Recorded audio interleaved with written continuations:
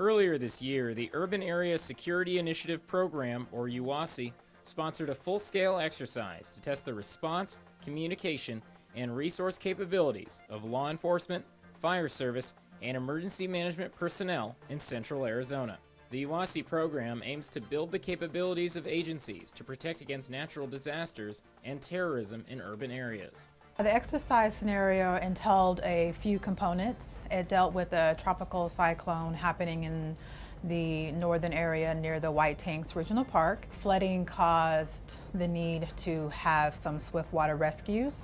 In that same neighborhood, there were known drug cartel operations that they now had to be aware of and address. At the UASI rally point, what our role was to monitor not only the deployment of assets, of UASI assets, but the coordination as far as the different logistics and the funding, the communication to make sure that different agencies were able to communicate on the same channel or similar channels. There's a lot of assets that showed up, everything from SWAT tactical Bearcats to fire trucks to command centers to a lot of personnel. After the units got checked in at the rally point, they made their way onto what's called the base camp. So normally, units will, like fire and police, will work a day shift and then go home. But for this, they're going to be so far away from their normal working life that they're going to have to live at the base camp that they're going to be staying at and then onto their forward deployment.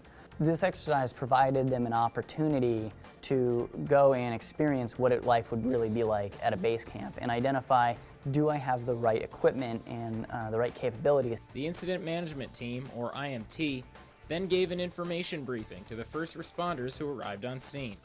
An IMT includes multiple agencies and manages the emergency response effort when local authorities need help.